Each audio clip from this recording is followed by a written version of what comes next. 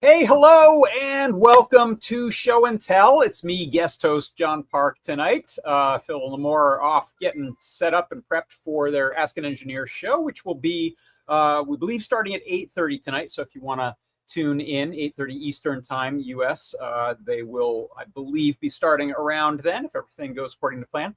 And we have a couple people from the community here to show some Show and Tell projects tonight. If you want to join us and show something, best thing you can do is head over to the blog, Adafruit blog. We have a blog post that will tell you everything you need to know. Or you can head on over to the Discord at adafruit.it/Discord. Look for the live broadcast chat channel. And there you will see a link that will take you to our StreamYard where you can join us. All you need is a microphone and give your web browser permission to use your webcam. And you can show a project. So let's get started. First here this evening with Cooper. Hey, Cooper, how you doing? I'm doing great, John. How about yourself? Oh, excellent. Thank you. What you got going on today besides that amazing Pac-Man shirt? Oh, thank you so much. I was feeling the arcade vibes, but unfortunately, I don't have an arcade device today. I have a keyboard, which this is a keyboard I've been using for a couple of years now. It is a Unicomp Model N, so Nice. very similar to the IBM ones, but that's not the special part. That's not what we're here for. It is normally a PS2 keyboard, which I have a computer that works with it, and it's all groovy. I have a great time, but I really don't like those cables running, when I'm trying to get my desk all neat. So I've been working on a Bluetooth adapter for it. Oh, nice. So I've got this it's a Seed Studio Zhao ESP-C3, I believe, which has a little battery support built into it. And I got a little hot glue job going there. Great. And with it, I can just turn it on and connect it to my computer and start typing away, all written in Circuit Python. Of course, let me see if I can bring it up. I will share this gist in the library if I can, but it's all using the base Adafruit BLE library stuff. Pretty cool, very easy to do, and unfortunately I don't have a demo for it because I think the battery just died or something. So there's probably some tweaking to do there, but Okay. but so I have far, so good. questions. So it looks like you Yeah, put a go ahead. little piezo buzzer or speaker in there. Is that part of the Oh, keyboard originally, or is that just oh, a hole I'm seeing? I think it's just a hole. it looks It's like just a piezo. hole. Okay. I see what you mean. It looks like it doesn't. No, actually, I like this a lot because it's very simple design. It's just the Zhao plugged Great. straight into the PS2 port using PS2 I/O. Uh-huh. Actually, thanks Toddbot. He has a GIS that went through some of the key codes and Oh, stuff. that's So great. Yeah. cheated a little bit there. And actually, it plugs straight into the PS2. A keyboard adapter, even though that's normally 5 volt, but I found that this newer keyboard is actually 3.3 volt Oh, tolerant, so it kind of worked without a hitch. oh, excellent. Let Yeah. me share that in the chat. There you go. Now I do have one other thing I can share, which Yeah. is kind of an adjustment to the core that I've been working on. I didn't have enough time to get this ready either. I see a theme. But I've been working with the Pico Test Synth, also by Toddbot. I'm giving Right a lot on. of shouts out over here. And I was working on a drum module because I've been getting into playing drums on a little electric kit. And I was like, it'd Neat. be cool if I could do my own sounds and stuff, right? But one thing I found was missing is when you're using mono samples in Circuit Python, you can't do a whole lot of stereo stuff with the audio mixer. Hmm. So I've been working on expanding the audio mixer to allow mono samples with a stereo output Oh, as well as nice. panning and stuff Yeah, like that. great. So yeah, so when you hit the ride or whatever, instead of everything just being straight Yeah. and center, it actually moves it over to the side. I don't have a demo for that, even though Well, it's that's working. I just don't have that it plugged that's in. great though. I didn't actually. I never realized that mono samples wouldn't let you pan in the mixer. That's Well, there, nice that there you're was no working on that. panning at all, but also it would Okay. throw an error if you tried to Yeah. send it a mono sample. Yeah. And the reason being that just the code wasn't there to do the Yeah. conversion. Yeah. However, I think it's great because what I would do in the past is I would take these mono samples and I'd have to add another channel to it using FFmpeg or something like that, I see. Yeah. which you're just doubling your flash size. Yeah. And on some of these microcontrollers that may only have 1 megabyte left over for user Mhm. space, you take what you can get, right? Yeah, yeah. It's nice to be able to have mono for stuff like that. So, Yeah. that's great. Well, thank you for working on that. And No problem. yeah, I'll share the PR as well in the live chat, but like I said, it's not completely ready yet. no, this is good. These are good updates. And I had a question about the keyboard. Is so Unicomp, they ended up with the sort of patents or rights to do the IBM Model Ms, right? They're a modern company who's selling that keyboard. Am I correct there? Yeah, in fact, I think it's actually built using the same mold as Right. the original. Like they somehow got the mold, cleaned it Yeah. up, whatever, and Right. so the computer itself is the keyboard itself Yeah. is based on that mold. Same injection mold for the. Yeah, and then I got a little crazy with the keycaps beyond that. Oh, that's great. And those are those buckle springs in it, or does it use modern mechanical? It's buckling. It is. Oh, wow. Lovely.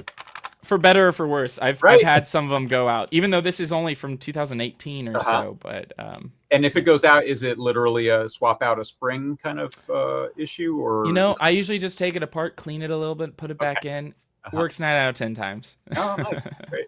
Well, good updates. Thank you so much for coming on, Cooper. And we look forward to seeing the updates for mono sampling panning action. That would be really helpful for people. So thank you for working on that. I think it'd be great. And you can do LFOs through it too with SynthIO. So you can make all that stuff. Yeah, pan everywhere. Exactly. That's great. It's great speaking with you, John. All right. And next up we have Bob. Hey, Bob. Hey. So what you got for us this evening? Turns out I'm a grandfather of 6 years, and congrats. My granddaughter has inspired me to do some less stressful electronics than what I do in my day job. No functional safety, no compliance to specs or anything else. So I just thought I'd share this. This is a little electronic tiara. Beautiful. Done in an ENIG board, 1 millimeter. So I did a little bunch of LEDs.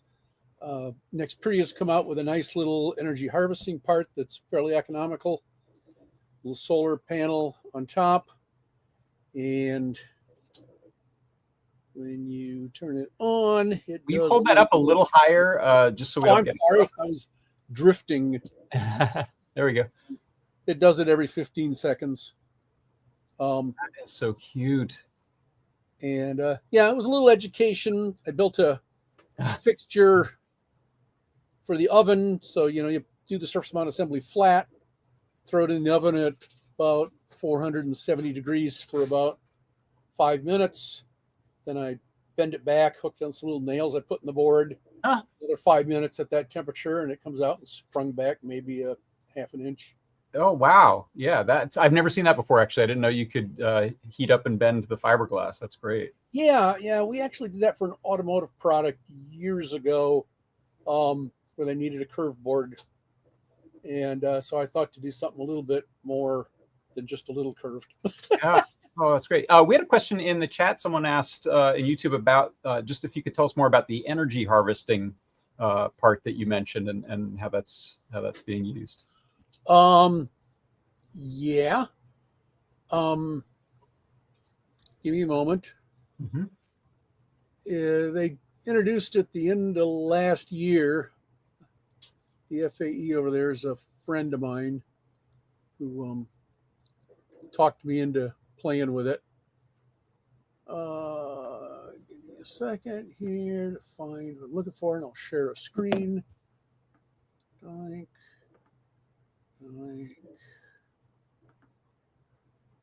And the NEH 2000. Now, if I put this over in this screen, there was a way for me to share screens, right? Yeah, if you look at the bottom, there's a plus sign inside of a monitor icon. Click that, and you'll get options for monitor sharing and screen sharing, window sharing, etc. Share screen. Use operating system settings. Allow. Okay. Yeah, I think you have to agree. Your browser wants permission to open system settings. Broadcast. Privacy. Go ahead. Little authentication going on here. It may not be able to record the constant screen until it's quit and reopened. Okay, well, I will just read some stuff off the data sheet to give you an idea. So it's a little energy harvesting PMIC. It has a solar, piezo, whatever the heck you want to put in the input, and a regulated output. It uses an external chip for the charge cutoff voltage for your battery. There's a company called Ablick. They do a lot of LiPo protection circuits. And they have a very good ultra low power, very accurate threshold band gap reference technology. So they just use their little 4-pin device. It's, I don't know, it was 40, 50 cents in onesies. And you put a couple of capacitors on it and you're done. And they also, just because it was easier, you look closely, I just threw on the eval board rather than laid it out. Mm-hmm. That way I didn't have to solder down a little quad flat with 0.5 millimeter pitch. So cute. Love it. And yeah, more comments, people asking about how to bend a PCB board. If people missed that, you laid it out flat for the initial soldering and then heated it up to bend it. Let me grab my fixture, just visual might help. Minds are whirring right now as we think about bending our PCBs. Kind of got that done and threw it all in a box. We're going to throw it. Familiar problem. Yeah. Anyway, I just literally took a board, and the little ugly detail is where you've soldered your parts on, you don't really want it to bend much. Mm-hmm. So I just put a block of wood there, the plate that I laid against, and really this way, but so you can see what's going on. Mm-hmm. Just a board I had scrap laying around, a little 2x2 block there to hold it, and then drilled and put a couple of steel pins in so it held it tight against the front so that this wouldn't bend very much as I bent the rest of it. That's great. The other thing is I didn't use a micro. I used Renesas Green Pack mixed signal kind of CPLD parts. They're like baby FPGAs. Oh. Huh. And it is more like an FPGA architecture than a CPLD, but they only have like 20 macro cells. But it draws about 6 microamps. Wow. With its oscillators running. So wow. I just that's efficient. Static up that sequences the LEDs and really cool. Put it on an ENIG board so that it was gold. And it passed the acceptance test of a 6.5-year-old. Oh, good. Yes, that's the most stressful part is did I make something they want? They're fickle. Right. Well, Bob, that's a really great project. Thanks for bringing that on and sharing that with us. Really cool. I think also people. Yeah, that was a couple of technologies were a little odd. It's nothing special by itself, but it's but the end result is really lovely. Yeah, fantastic. Well, thank you so much, and we hope to see you again real soon. Take care. Take care. All right, that is going to wrap it up. We just had a short show and tell, but some really excellent stuff. Thanks so much for bringing things on. Remember, if you want to come on anytime, just check out our blog the day of and day before, and also go to our Discord, and you can find out more about joining the show and tell. So take a break because you have a little bit of time before the Ask an Engineer should be airing at 8:30 p.m. Eastern time, U.S. Eastern time. So come on by for that in a little bit. Thanks everyone so much for stopping by for Adafruit Industries. I'm John Park, and this has been Show and Tell. See you next time.